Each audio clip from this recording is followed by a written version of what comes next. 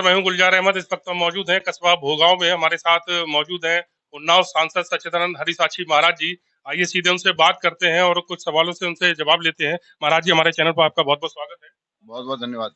महाराज जी, इस समय जो देश के हालात चल रहे हैं और नुपुर शर्मा द्वारा जो बयान दिया गया था, उसको लेकर तमाम देश में हिंसाएं हुई हैं और छोटे छोटे देश जो हमें आंखें दिखा रहे हैं, उसको लेकर आप क्या कहें?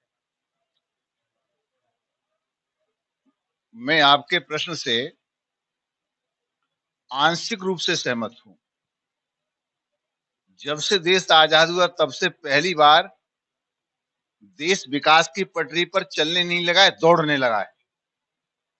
पहले वोटों के आधार पर विकास किया जाता था। कहां हमारा वोट बैंक, वहीं सारी सुविधाएं।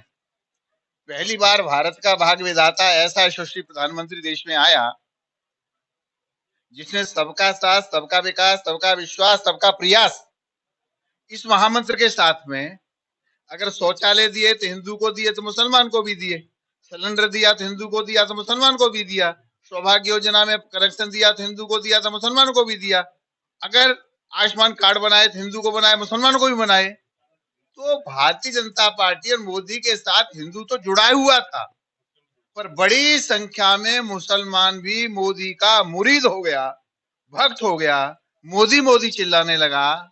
तो कुछ अलगाववादी लोगों को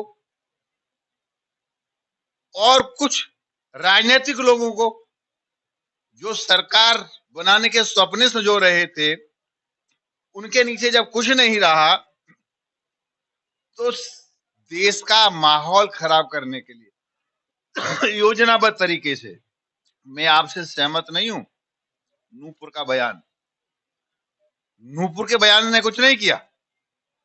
अगर नूपुर का बयान तो 26/11 कहां से लेके आ गए थे उदयपुर वाले जो हत्यारे थे।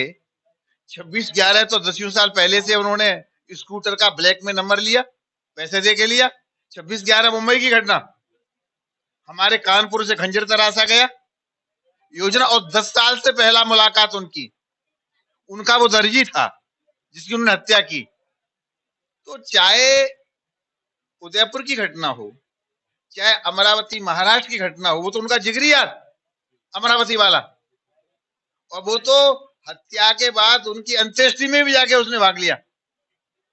और चाहे लखनऊ की तिवारी वाली हत्या हो, तो ये योजनाबद्ध तरीके से देश का माहौल खराब करने के लिए और विकास के रास्ते पर देश चल पड़ा है।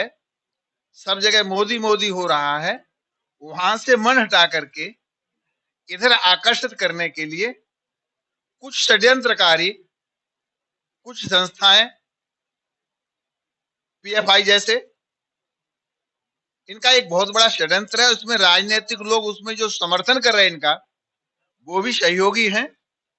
केंद्र सरकार, प्रदेश सरकार बहुत सक्षम है, सबके खिलाफ कार्रवाई होगी और देश की अस्मिता के साथ, प्रेम मोहब्बत के साथ किसी को खिलवाड़ करने का अधिकार नहीं दिया जाएगा। कड़ी से कड़ी कार्रवाई होगी ताकि ऐसी वारदातें और न हो सके। सर, अभी एक केंद्रीय मंत्री एसपी सिंह बघेल ने एक बयान दिया है और अखिलेश यादव को ट्विटर पुत्र बताया है। सर, उसको लेकर क्या कहेंगे? अखिलेश यादव की स्थिति खिसियानी बिल्ली खंबा नोचे।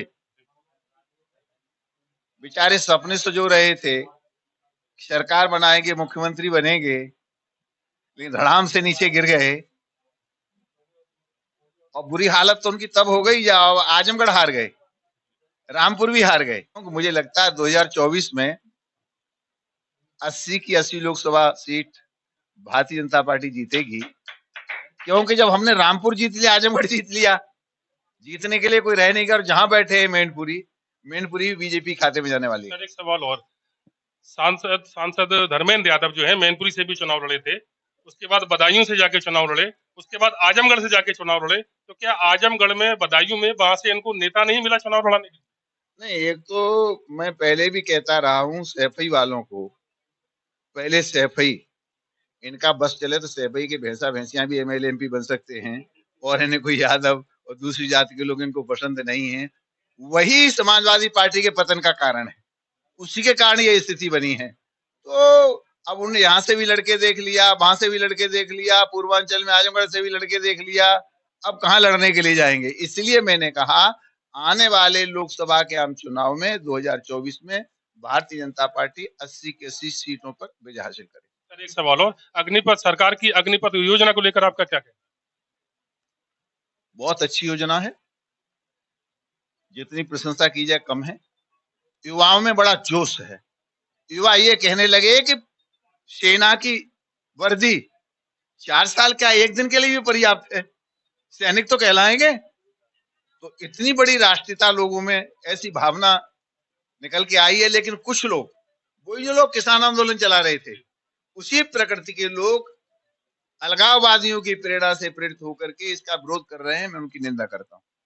तो ये थे हमारे साथ उन्नाव सांसद सच्चिदानंद साक्षी महाराज जी, जिन्होंने बताया कि अग्निपथ योजना एक बहुत ही अच्छी योजना है और तमाम युवा इसके लिए तैयार हैं। उन्हें 4 साल की नौकरी मिले या 1 साल की नौकरी, सेना की वर्दी पहनने के लिए तैयार है। लगातार हमारे साथ बने रहिएगा। गुलजार अहमद, GTV भारत।